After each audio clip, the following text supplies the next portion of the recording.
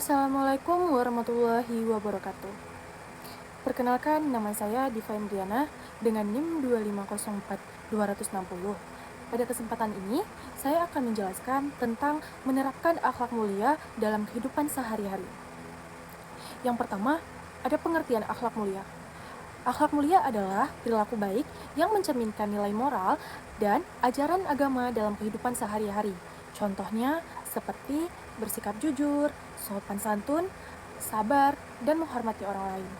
Akhlak ini sangat penting karena menjadi pedoman kita dalam berinteraksi dengan orang lain. Yang kedua, pentingnya akhlak mulia. Ada 5. Yang pertama, membentuk kepribadian yang baik.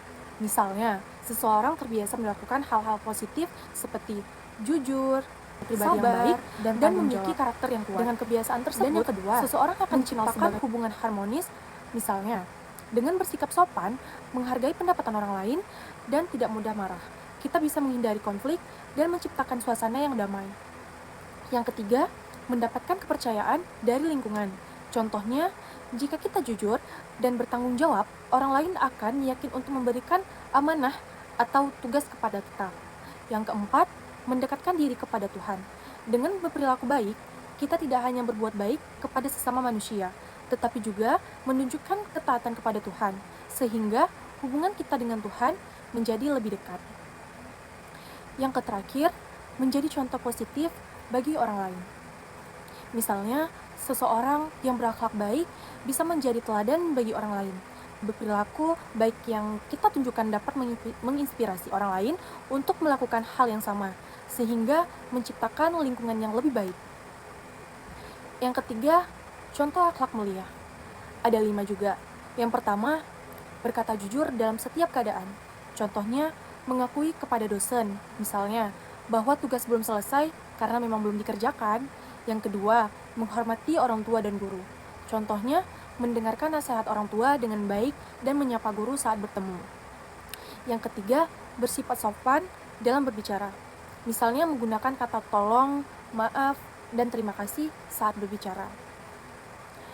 Yang keempat, membantu sesama tanpa pamrih. Contohnya, menolong teman yang kesulitan memahami pelajaran tanpa meminta imbalan. Dan yang terakhir, menjaga amanah dan tanggung jawab. Misalnya, menyelesaikan tugas kelompok tepat waktu, sesuai bagian yang diberikan. Yang keempat, cara menerapkan dalam kehidupan sehari-hari. Ada 5. Yang pertama, membiasakan berkata baik dan benar. Misalnya, selalu berbicara dengan sopan dan sesuai kenyataan. Contohnya, tidak berkata kasar saat marah dan tetap jujur saat berbicara. Dan yang kedua, mengendalikan emosi dan tidak mudah marah. Misalnya, mampu menahan amarah dan tetap tenang.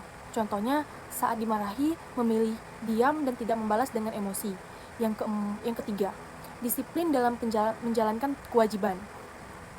Misalnya, melakukan tugas dengan tepat waktu dan tanggung jawab. Contohnya, datang ke kampus tepat waktu dan mengerjakan tugas sesuai deadline. Dan yang terakhir, menjaga sikap dan perilaku dimanapun berada. Misalnya, tetap berperilaku baik di semua tempat. Contohnya, tetap sopan di dalam rumah, kampus, maupun di tempat umum. Yang terakhir, bergaul dengan orang-orang yang baik. Misalnya, memilih lingkungan pergaulan yang positif. Contoh, berteman dengan orang yang rajin belajar dan berperilaku baik.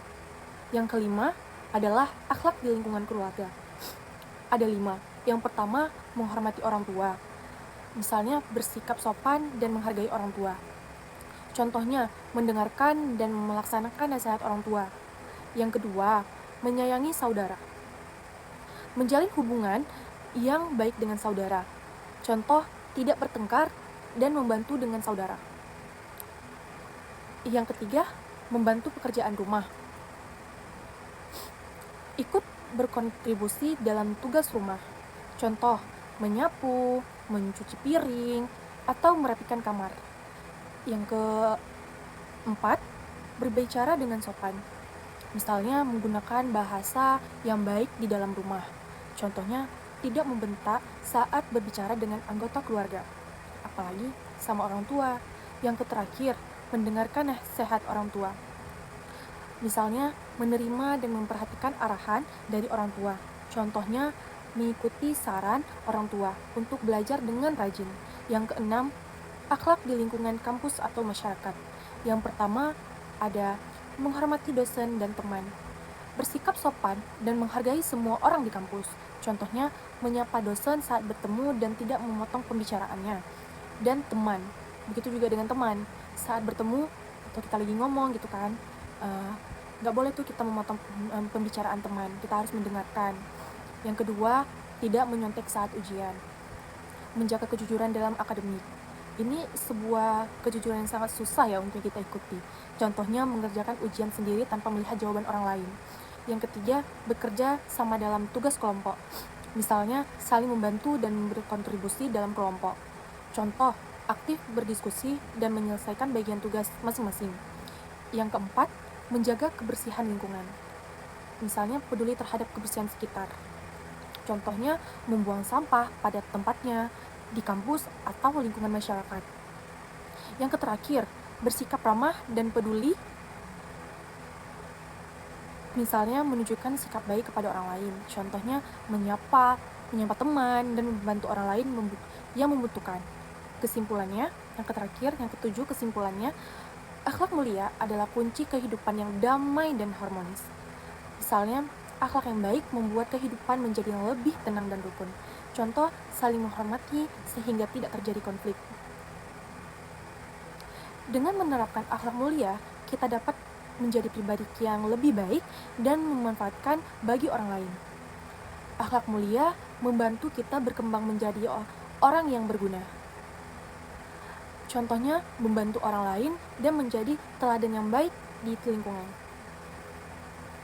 Sampai segini saja penjelasan dari saya. Mohon maaf apabila ada kekurangan. Wassalamualaikum warahmatullahi wabarakatuh.